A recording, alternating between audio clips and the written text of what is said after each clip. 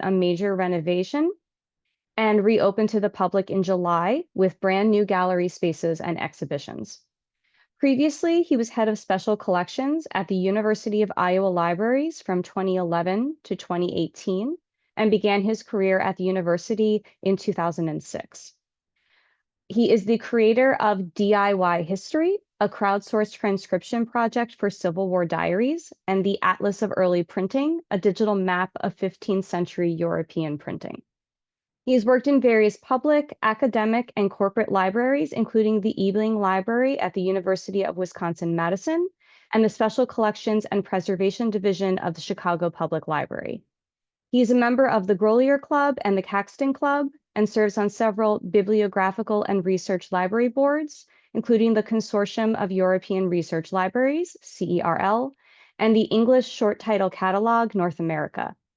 A 1994 graduate of Macalester College in St. Paul, Minnesota, he majored in history and studio art with a focus in printmaking. He earned his MLS with a specialization in rare books and manuscripts from Indiana University. And with that, I will hand it over to Greg. Great. Thank you so much. Thank you for the invitation to speak with you all today, to tell you a little bit about what we've been up to here at the Folger. I'm in my office with a really blank wall behind me, so it looks like I'm very minimal, but in fact, I'm surrounded by this great institution and all the great things that are going on here. So I have some pictures to show. It's much easier to show than tell with some of this stuff. But basically, to sort of give you a little bit of a sense of what the project was that we just finished up, and then a little bit about what that has resulted in and the kind of facility that we have today and the things that we do in it. But I like the idea of the meet and greet, keeping it a little informal. So I don't want to just present necessarily. If anyone has questions or thoughts, interrupt. You can cut me off. That doesn't bother me. Of course, once I'm through all the pictures, ask questions. Anything that's on your mind about what you see. So let's look at some things.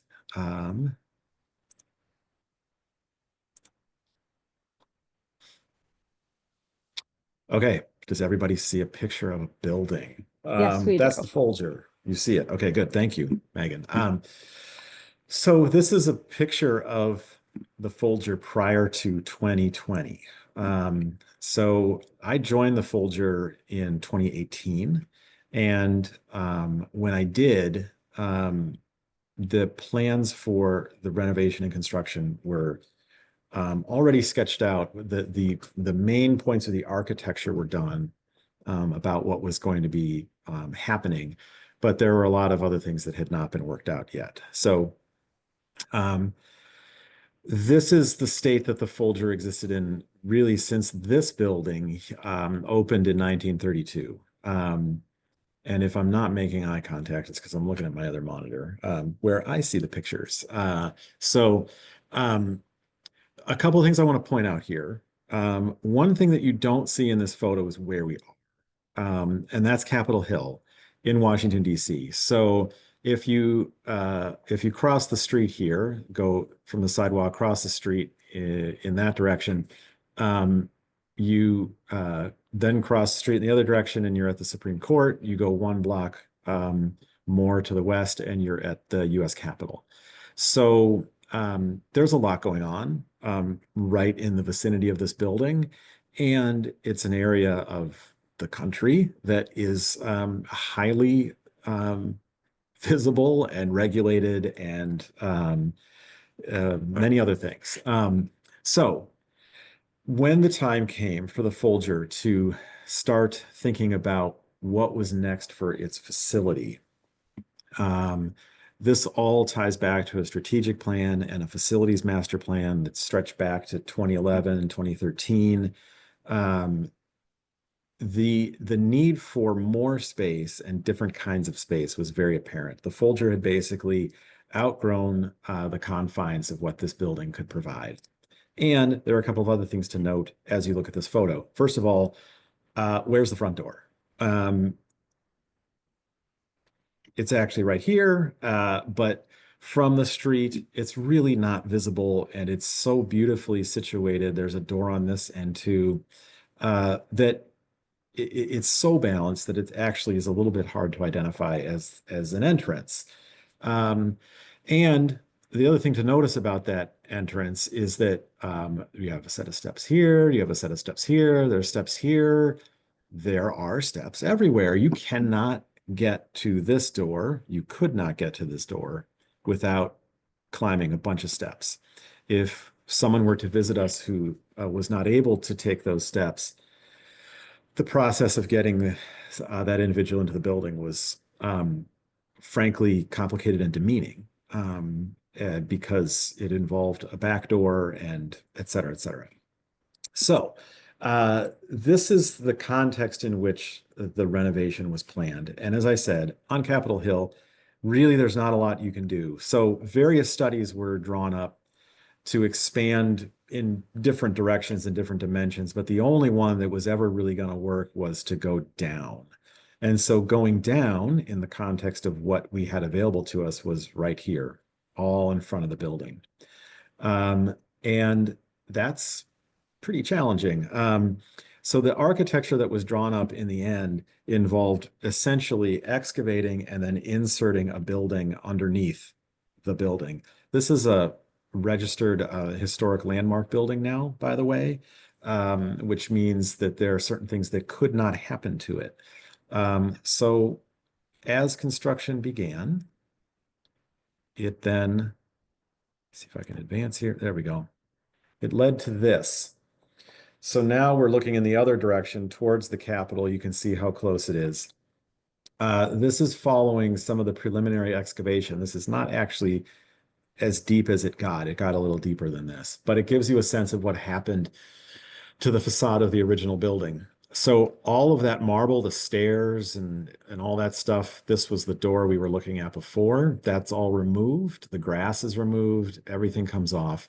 And then once this excavation was done, essentially the front of the basement level of the existing building was taken off. So the whole structure was opened up. What you see here, this series of beams, this is temporary steel beams. Those were in place prior to the pouring of new footings. So to make a long and very complex engineering story somewhat short, the front of the building had to be held up on temporary steel until the weight of that facade could be transferred to the new permanent footings, which then was a part of the new structure being built into this excavated space, connected with the existing building, and then everything goes back on top like it was, more or less. I just summarized like 4 years of work that was extremely nerve-wracking, but it worked. There was no damage to the building. We definitely found things in excavating in terms of the structure that were not anticipated. So, delays happen, but this now is a view, same angle, so you can see the very top of the Capitol here. But this is now the new exterior wall that was poured into the pit once it was fully excavated. And now you can see, again, looking up at the building, this is the area that was removed. And then inside here at this level, there was demolition done to clear out that there was basement facilities space, there were mechanical rooms, and there were some offices as well. And we did actually lose a little bit of stack space towards the back of this level. But in the end, that's what got all stitched back up together again, resulting in this. So now we're looking back from the corner where the first image was looking at that front door with the steps that you had to go up. Steps are back. All of this marble was removed and then replaced and put back as it was. But what happened in the pit was an excavation that created these gardens that then is part of a series of ramps that lead you from street level down and around the garden and into what is an actual entrance to the building, an actual front door that is accessible. And it's bringing you into the new level, which is below the old building. So this becomes all this whole stretch in front of the building here is new space. It then includes some space back in the building here to create a new public pavilion. And what you just had a teaser of was what it looks like when you walk in through the doors now. And you're looking through the building. So this is all through the building. This beam here, this black beam, that's the front of the 1932 building. And so everything out here is what is in the excavated pit and that was built back in. And then this is the space that was renovated and remodeled inside the existing building. The two come together to create this new space. And within that are two new exhibition halls. So you're looking at a ramped entrance to one, all clad in wood, very beautiful. And with the hallway in between connecting the two sides of the building. Two new exhibition halls that allow us to see this kind of a scene frequently, which is people of all ages now in the building, people who are not here just to do research, people bringing families, people bringing grandparents. It's a great mix of different people and people who are here for a whole bunch of different reasons, which is great. And what they see then when they enter, this is a view looking into that first exhibition hall that we saw from the lobby. And this gives you sort of a general sense of the room. This is like 2/3 of the room. Couple of things to point out here. We call this the Shakespeare Exhibition Hall. And this is a space that functions more or less as a permanent exhibition for the Folger, which we never really had before. We would do exhibitions, but we would put a show together. It would be up for a number of months and then it would close and we would put something else up. Now we have a space where there's always going to be content related to Shakespeare and the collection in place, regardless of what happens in other spaces. The elements that you're seeing here this is the middle of the room basically, and it's anchored by this structure here, which is a case holding the 82 copies of Shakespeare's First Folio that form a core of the Folger collection and that were purchased by Henry and Emily Folger as they built this collection that became the Folger Shakespeare Library. It's situated within an environment where there are things to do, not just things to see. This is a printing press that I had built for the space. It was built by Alan May, a press builder in England. And he created a press that would get us pretty close to the kind of press that was used to print the first folio in 1623. And this is not an artifact. It's something that we use. We do printing demonstrations on it right here in the middle of the exhibition gallery. And you can see, I was down there one day not too long ago, and 3 boys came up. One of them touched the press, and his friend who was with him said, "Don't touch it." And I turned to them and said, "You can touch it. Like, here, let's open it up and you can see how it works." So it's meant to be a tool that we use right in the space to help to tell the story of how this book was made and what makes it special. There's a table in front here. This photo was taken before we put the 2 copies in this case of the first folio that are always open. So we rotate copies through there to show different features. There are touch screens on either side that have an experience that you can do. There's another interactive over here that helps people learn about setting type and what that's like. And then the walls in this space are all covered with images. So we call these the pages. These are all images from the Folger collection from material that's been digitized. And it's not arranged necessarily in terms of content. It's meant to be environmental and atmospheric in the space and really open up people's view into the collection in a way that just things in cases can't do. And in a way that's sort of similar to, in a material sense, sheets like this that are hanging. This is actually a Tyvek material, so it's very durable and sturdy. Some people were concerned that, visitors to the exhibitions would cause a lot of trouble pulling these off the wall. That has not happened. They're actually pretty secure, and really people in this space generally are very respectful of everything. But it is meant to be an active space for doing. And then, of course, there's plenty of casework. This is an overexposed photo. It is actually much darker in the space than this photo portrays. And that's deliberate, of course, because of the works on paper that are primarily the sorts of things that we show in the cases. And so we do rotate materials. I can talk a bit about that if anyone's curious. Here is another view of the first folio case, and this shows the two copies that are open here and the touch screens on either side. And then the shelves with all of the copies. Again, you can see by virtue of this over here, this is an overexposed image. Photographers struggle a little bit with this space because it's pretty dim, but we like it that way. You can see the variety of the folios, a lot of 19th century bindings here.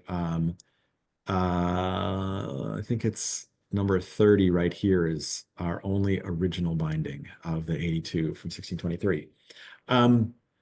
The other thing, it's because of the overexposure, it's a little bit hard to see, but if you see this light here and here and here, where you see those lights that are sort of glowing on the shelves, that is part of essentially using the case of the first folios as a data visualization. So one of the things that we've done, there's a key here on the side of this table, and it has different categories showing features of the first folios as a collection. So it'll show you things like, what are the most expensive copies? Which ones did the Folgers pay the most for? And then when it's on that aspect down here, the light on the shelf for those copies is glowing.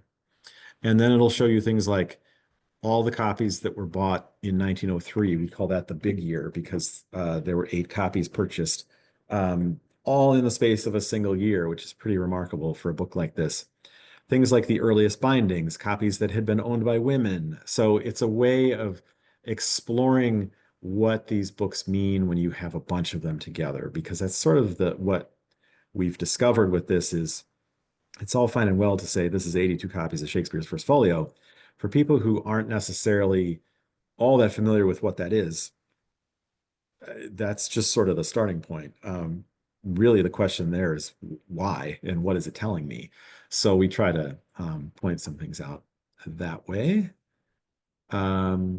Close up of the folios in the case. And again, we rotate. So 2 copies are out for about 3 months at a time, and then more copies come in. The printing press is an interactive thing, and we've used that for a number of demos, and we're going to be doing that increasingly so. We bring in the ink and the paper and material that we need on a rolling cart when we set up to do the printing. And then I mentioned the typography activity. I love this photo because this is really what we're going for in this space. So this we call printing with light. It's pretty fun. We have all these words, and then we let visitors basically create their own text by setting the blocks of words in this press bed, per se. Of course, they're backwards, so that people have that experience of what does it mean to set type? How do you make decisions about the words? And then when you have your thing ready to go and you pull on this bar up above here, you can't see it in this shot, but there's a monitor and it actually shows you what you printed. And it's taking an image of this basically and reversing it. So if you set something the wrong way, or if something's upside down or what have you, that's exactly what you see when you print. So it gives people a little bit of a sense of that. So those interactives, building that sort of thing was important for the experience we wanted people to have. Now we're across the hall. We have yet another exhibition gallery where we can do a bunch of other things. It's a little quieter in many ways than the Shakespeare Exhibition Hall, and it's a very flexible space as well. This is a view into one of the distinct galleries. We sort of have the space divided into 3. sections or 3 galleries within the exhibition hall. But as you can see, it's a little quieter. This section in particular is a little bit more focused on just showcasing items. But the other thing that we really wanted to stick to with this exhibition hall in particular was where the Shakespeare exhibition hall has a lot of stuff that's kind of been built into it, including the first folio case, which is kind of a massive and highly engineered thing. We wanted this hall to be as flexible as we could possibly keep it. So rather than walls and dividers, we went with curtains. The ceiling is higher over here in this exhibition hall. And so this also helps us to get a little bit of dimension vertically as well, and color, of course. But it's also really nice because if we want to turn this over and completely redo it for some other kind of presentation, we can just take this stuff down, and it's pretty easy to do so.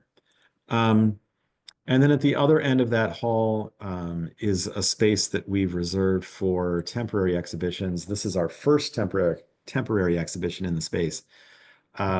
These are all items that have been borrowed from a private collector who named the gallery, and he's a board member and a donor.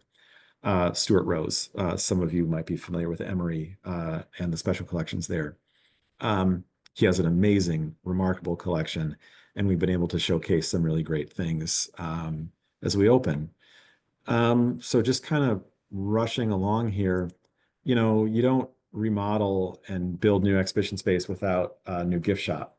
So that's here and has been going really well and is so much more space. I don't know how many of you have been to the Folger, but if you remember the old gift shop, it was essentially a closet. This is much, much nicer. Needless to say, as you go upstairs now from this public pavilion level, you still will find yourself in the reading room. So this is an image from opening weekend, basically, when we just kind of had an open house as opposed to research. But this is the Folger reading room. Some of you may be familiar with looking down from the balcony. The things that have changed in here, the carpet is new, and we also have all new furniture. This was designed specifically for this reading room. We didn't have these out on the opening weekend, but we have task chairs actually that go to all the tables. So that's what's out now day to day. We have task chairs in place. One of the big improvements was lighting. The lighting over the tables here is much more substantial than what we used to have. It was quite dim. And you can see this is actually the same kind of wood on the tables as what is surrounding you in the building. This will age and sort of mellow over time, but it also is distinct in a way that it makes it very clear what's new and what's old, which is kind of nice, I think. We basically, and with the task chairs as well, we basically have a new office environment, working environment for researchers that is existing within the shell, the historic shell of this room. So it's come together pretty nicely. And of course, we still have our theater. This is looking up into the balcony. This was also from opening weekend. And we really do now, when we are not doing a production or rehearsals in there, during the day and into the evening, the space is open for people to come in and take a look around and see what's going on.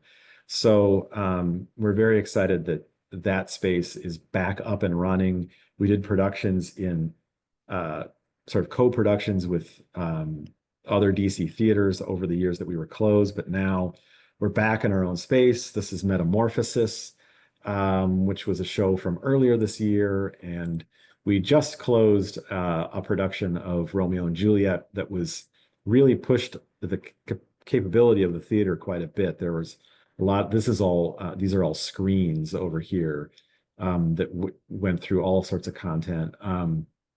So it was doing some different things in the theater, which was kind of nice. So very much still an active part of what we do. That includes the Folger Consort, early music ensemble. Their holiday performances start after Thanksgiving, so they're still busy. And in addition, the Great Hall, that's me in reception mode. Many of you are probably familiar with. The Great Hall is where we used to have exhibitions. So we had cases lining these walls. The windows in this room were covered so that light wouldn't come in. So now that the exhibitions are downstairs, this space has all been opened up.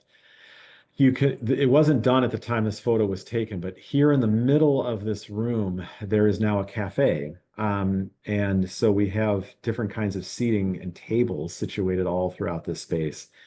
And as of Friday of this week, our cafe will officially be open. It's taken a lot longer than we had hoped it would, because that's what happens when you do these projects.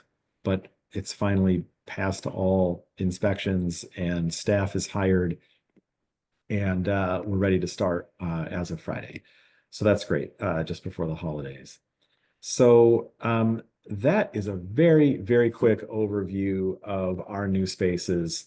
But you can see the end result. We put the front area just basically back on over the new facility that we built that enables us to have this exhibition program that is substantially more ambitious than what we used to have. And we opened June 21st. As you can imagine, we are steadily gathering data as we are open. We are learning about what today's seasonal traffic in Washington, D.C. looks like, and what are the ebbs and flows of that, how programming fits in with that. We have the theater programming, but we have other kinds of programming as well. And then the cadence of the exhibitions, how often things turn over, how often we rotate things in the cases, and how we can use that opportunity of rotation in order to align what we're able to show people in the exhibition galleries with the other things that are happening at the Folger. We had material related to Romeo and Juliet out while that show was being performed on our stage. That's one example. There are others, but we're proceeding with that, but we're still learning, of course, as we go about what exactly the mix of things are. So those are my pictures. I'll stop sharing for the moment. And I would be happy to answer any questions, or if there's things you're particularly curious about, I'll go into as much detail as you can stand.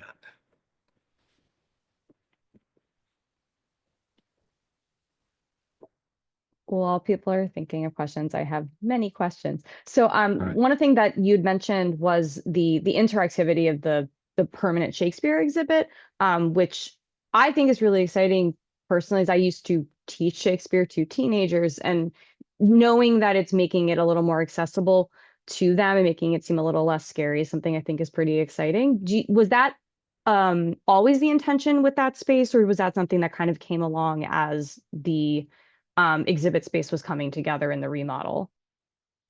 So, I mean, it was always a goal in one form or another. I think the main driver of the decision to pursue this kind of exhibition space in general was to have the capacity to share more of the collection. First folios are a perfect example of that. I've said this in media interviews, but I'll just keep repeating it, in part because it's true. The first folios were in the deepest corner of the vaults. So literally the lowest level, as far in the corner as you could possibly go. And now they're inside the front door. So that is really indicative of just a shift of perspective, a transformation of how we're thinking about this material. I would say that it is entirely 100% aligned with our mission. The mission of the Folger, it's a three-part mission. And the first point is to make the collection accessible. So being able to share this stuff with new audiences in new ways is I think, very much on mission. But to get to, I think, your very good observation about that kind of interactivity, once I began the process of working out what these exhibitions were going to consist of, I worked closely with a colleague here of mine in our education department, Peggy O'Brien, She's since retired, but the two of us really dug in, and we were of like mind throughout the entire process on what we were trying to do and how we wanted to go about it. The goal was to genuinely and truly welcome people into an institution like the Folger who may feel as though it's not for them, there's nothing there that would interest them, and why am I even here? I'm being dragged along and I want to leave. That was sort of our target audience. We've got all sorts of things for people to see who love Shakespeare. So it's like I'm not worried about that. It's all there. And there's lots to enjoy. But for everybody else, we had to present it in a way that it truly would feel okay to be in there if you didn't know anything about Shakespeare. So the interactivity is a big part of that. There's another interactive feature in the Shakespeare Exhibition Hall. We call it Shake Up Your Shakespeare. It's a two-player game at podiums, and you have categories that you can choose lines from. We call them bless, burn, and bonus. So, as you can imagine, compliments, insults, and wild cards. 487 lines from across the plays were ingested into this thing. And as you press a button of a category, you get a random result. So if I'm playing against you, I might choose bless, and something very nice and complimentary goes up on a screen. And then if you choose burn, something, really derogatory goes up. And it very, very quickly breaks people down. Because when you come in and you're all sort of like, this isn't for me, Shakespeare's weird and hard, you start doing that, and the lines are things like, you ruinous ass. I mean, it's the stuff that is all throughout Shakespeare that's just really engaging and not difficult. You don't have to know what play it came from. You don't have to know who said it. Um, and so pretty quickly, people are just saying lines back and forth to one another, which is exactly the point. Like, you can do this too. It's really okay. There are other elements like that throughout the space that I didn't have a chance to show you, that really, they work on two levels. If you don't know anything about it, it's just kind of fun and it engages your curiosity. But if you're a Shakespeare person, you instantly, like I've seen for Shake Up Your Shakespeare, Shakespearean actors, very well-known Shakespearean actors standing at that thing, and a line comes up and they're like, oh, well, that's, so and so in this play, and then they just go after it. It works on multiple levels. That was sort of the goal, was make sure that these things can speak in a number of different ways. That's fantastic. Thank you. We have a question in the chat from Jillian. My question is, considering the massive increase of materials on exhibition at any one time, are there increased conservation/preparation spaces as well? I mean, I know the audience that I'm talking to. You can see right away what the implications are of everything that you've seen. And so we do have a little bit of space that was added as essentially like an exhibitions workroom, which is a place where we can do and store some various things. In general, though, the conservation space is not larger, and the team has fluctuated a little bit. It got smaller, then it expanded, it got a little smaller again, and some of that is just, we've been through the cycle of a life in the world around us and the workplace, like everybody has. So we now have a dedicated exhibitions team, which we didn't really have before. So there's a little bit of a split in terms of exhibition staff and conservation staff. They're working together in order to facilitate this. Obviously, it also draws very, very heavily on curatorial staff. So it's really, it's a whole team effort. We are not at the right level yet. I think that's as we've been going through these first months of reopening and undertaking rotations now for the first time. We're continuing to build out resources for those areas because we're not yet adequately staffed. What we're also in the midst of is we're sort of finding our feet in terms of the balance of what kinds of things are displayed. So what I mean by that cryptic statement is uh, where we can, we are trying to have materials out that are more stable, that can be out for longer. So objects, props, costume pieces, sculptures, that sort of thing. And again, right now, I don't think the balance is quite right. I think there's probably more we could do to have a few more things that are not as paper-based. You can imagine that the demand for that first, for the opening set of exhibition stuff was heavy on some of the greatest hits, the things that, are the most widely appealing pieces. As we move forward in time, I think we want to rotate in a little bit higher percentage of things that can stay out for a longer period of time. We also, the way that we're going to use this, what I call the South Exhibition Halls, the one with the higher ceilings, that's not the Shakespeare Exhibition Hall, that is going to fluctuate quite a bit. In 2025, well, second half of fiscal 26, we're going to open an exhibition in that space that will go across the entire exhibition hall there. And that will be up for a period of time. We won't be rotating then through there. So it's really this multifaceted approach. It's a little bit like the mixing board, and you're sort of on the sliders, like a little bit more here, a little bit less there. We're still mixing, I think, to make sure we get the right balance. It's a great question. Thank you very much.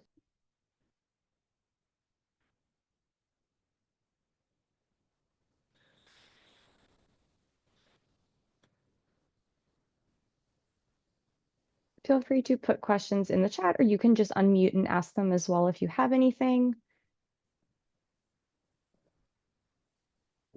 And I invite you all to come and see us, see for yourself.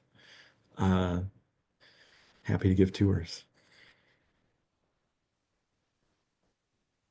Well, I'm giving people some more time if they have things they're thinking of. One question you had mentioned in the beginning, obviously there, when you're doing a renovation physically that big for the outside of the building as well, was there anything major that came up that was, I mean, obviously things came up that were unexpected, but was there anything that required some rethinking of the plan, or was there anything that came up that caused probably maybe one of the biggest, I don't know, problems or questions that you guys had?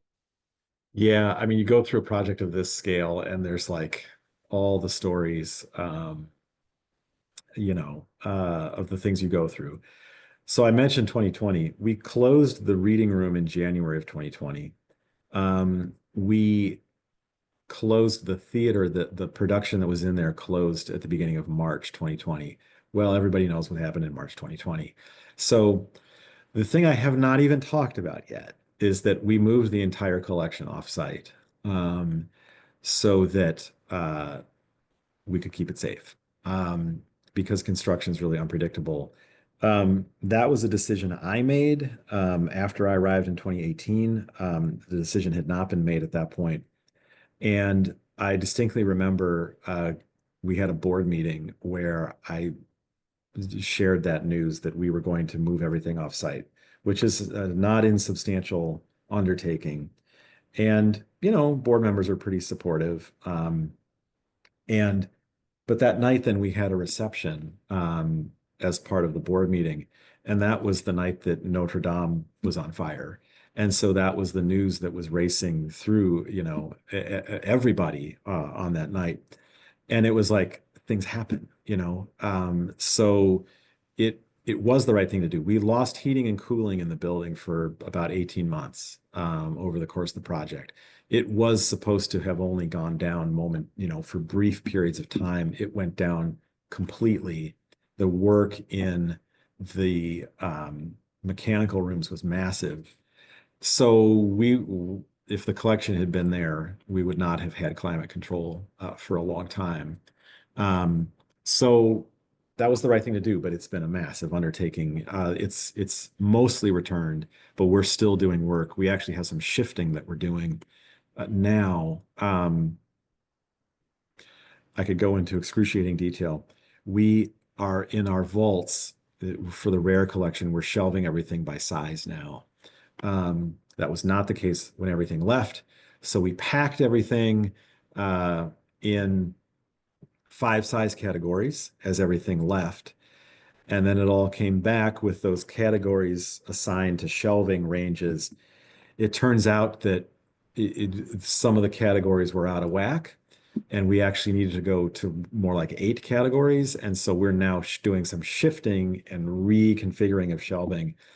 I mean, honestly, it's a little painful, but this is sort of a once in a generation thing to have the entire collection gone and to be able to rethink how you put it back. We want to just keep pushing until we get it, in a form that it will then be able to be usable on site for many years to come. So that's a whole other part of it. I think there's some Yes, questions we popping do. up. See, Suzanne said, do you plan to do only homegrown exhibits in the new spaces, or will you also host traveling exhibits? When I visited several years ago, there was an exhibit of treasures from Oxford. Yeah, I think we'll probably do both. I mean, right now, the Stuart Rose books are all on loan from him, so that's not Folger material. Kind of sets a little bit of a precedent that we can do that in the space. Our next temporary exhibition will be heavily Folger based.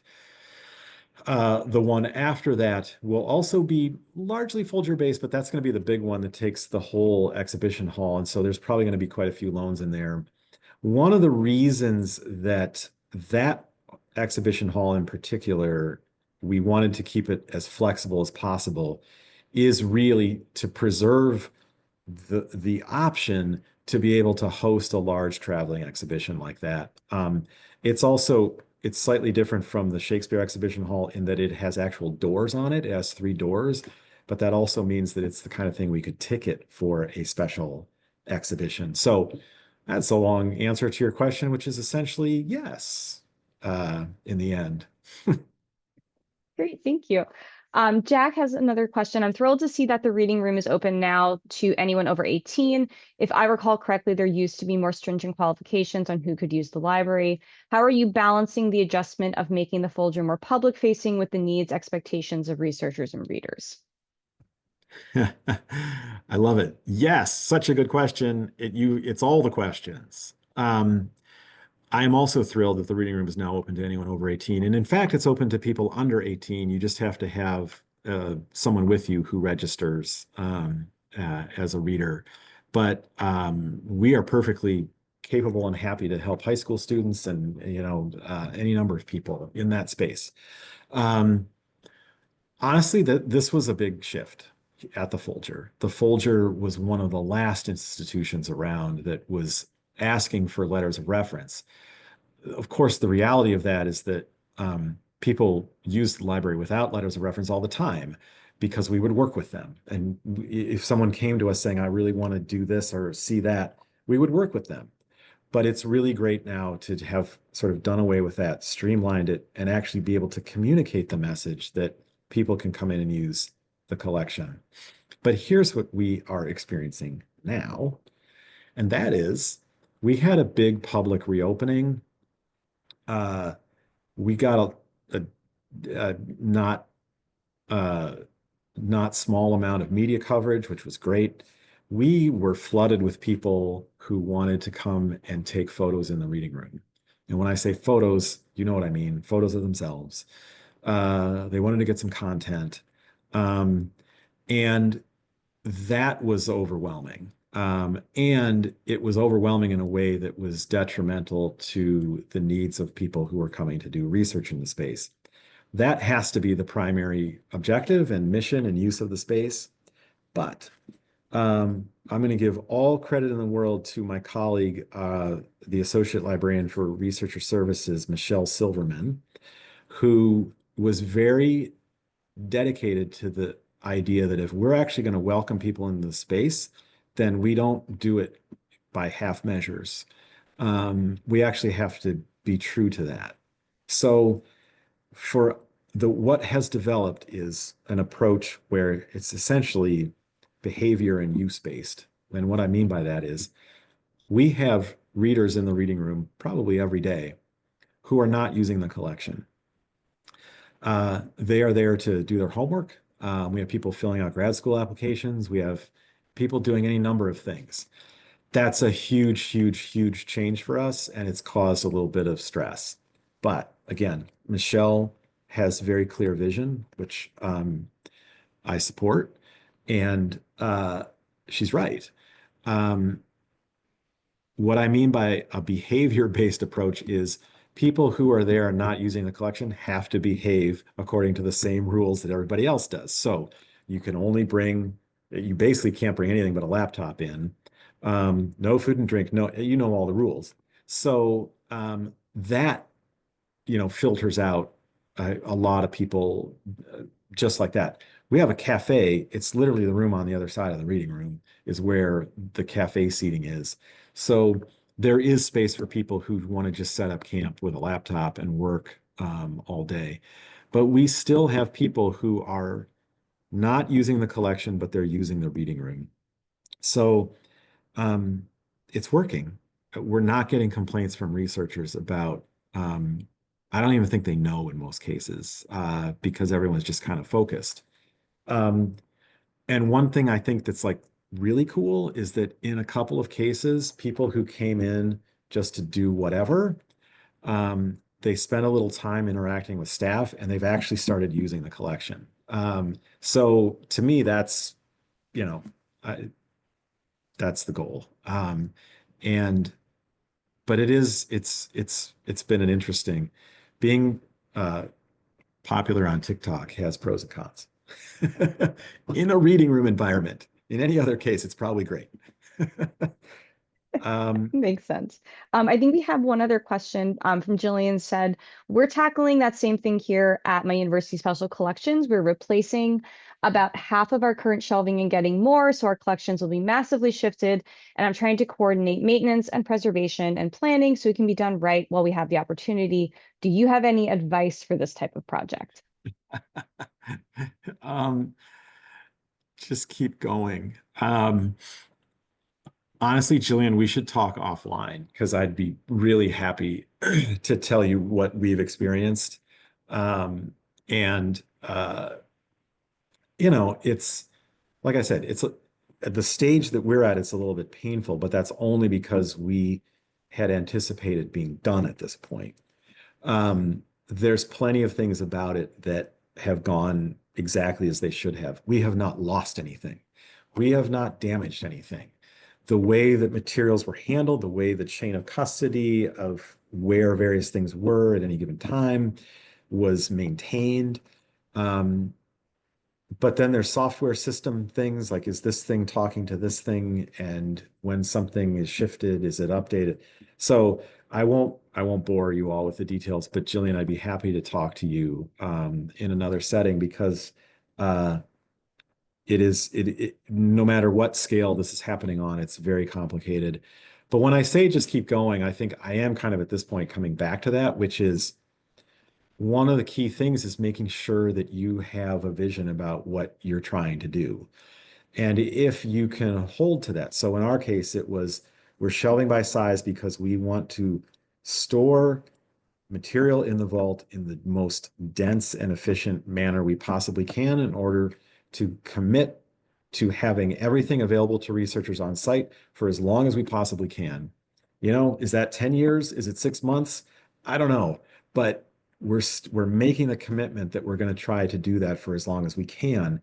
And so given that, we have to keep going until we get that accomplished as best as we possibly can. There's no perfection here, but we have to try to get it to a point that's as close to what we've envisioned. So it sounds kind of simple or maybe trite, but making sure that there's a real understanding of what that goal is and what the benefit is, and then sticking to it, that goes a long way.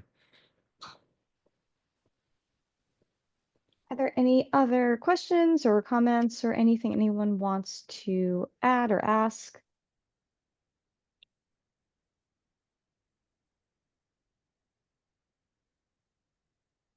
And I'm pretty easy to find, but I just popped my email in the chat. So if anyone has questions or anything that's on your mind, please just reach out.